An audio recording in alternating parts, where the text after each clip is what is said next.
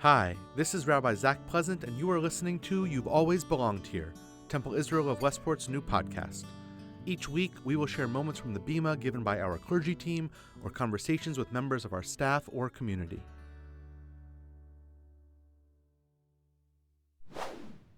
Following the Seders, many of us are exhausted from the immense amount of cooking, cleaning, and sheer time spent prepping and then holding a Passover Seder.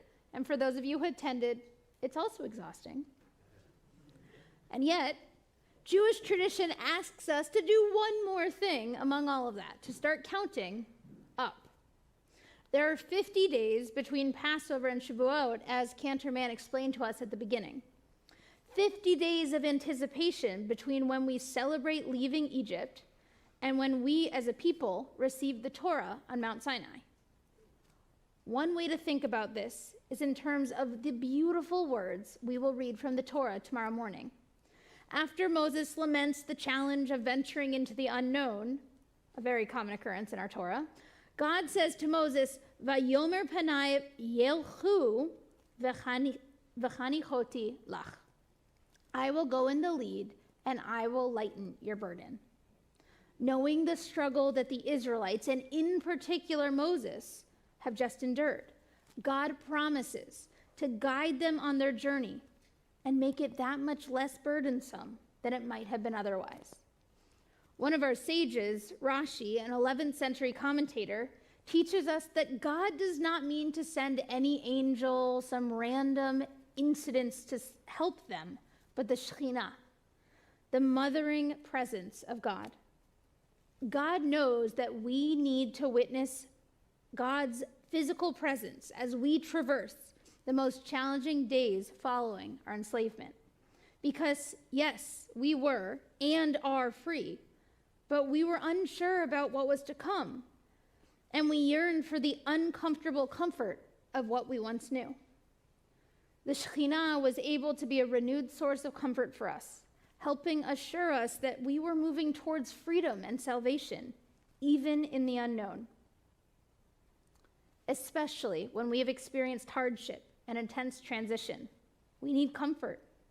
We require the reassurance of a supportive presence. Maybe the Shekhinah is that warmth to which we can turn. This Pesach is the first one that we are not holding space for hostages held in Gaza. We should be able to breathe free.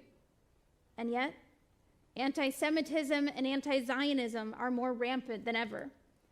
And Israel, sadly, is still at war. Our siblings in and around Israel are now planning their days around shelters and sirens.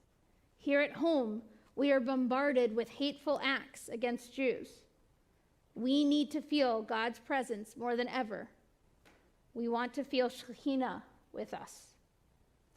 That, my friends, is why the Torah instructs us to count the Omer. The Omer is literally a sheaf of barley brought as a sacrifice on the second night of Passover to mark the first fruits of the new season to ripen. The Torah explains that barley is brought as a sacrifice, and we should count 7 weeks between Passover and Shavuot. This practice is transformative. Originally, it helped us move from the narrow places of Egypt to the expansiveness of Sinai, of Israel, of freedom, of the future. Now we can look at this practice as helping us to move beyond our own boundaries of discomfort to spiritual freedom. Rabbi Karen Kadar writes about the counting of the Omer as a kind of spiritual purification, a way of elevating ourselves above the earthly animal existence and becoming more fully human. We become more connected to our spiritual selves. By counting, we feel enveloped in God's presence as we see the time as an opportunity to notice, to find structure in the chaos of our world. We move towards a better, more enlightened world, the one for which we opened the door to Elijah at the Seder, a world of goodness, light, and wholeness. Feeling God's divine presence around us, however we imagine God to be, is something that our whole world could use more of these days. As we sit here tonight, may we dwell in the expansiveness of hope and possibility with which this holiday imbues us. We have 7 weeks, 50 days, well, now 48, to engage in the journey from redemption to revelation. Fortunately, our physical enslavement in Egypt ended thousands of years ago. What are the other elements of our world that oppress us, that keep us from actualizing the promise of Elijah and the Messianic age? What else can we do with our one precious life? Who do we want to become as a people? This Passover and in the weeks that follow, we have an opportunity to reach towards renewal and celebration and revelation, to elevate hope. As we already did tonight, may we count the Omer each day, counting one more thing that we can do to purposely bring our world closer to wholeness, away from pain. In so doing, may we together, as partners, envision a world where we, with God's presence, with the Shekhinah, indeed pave the path to a better world, and we emerge almost 50 days from now, ready to receive revelation of Torah, renewed and filled by our journey.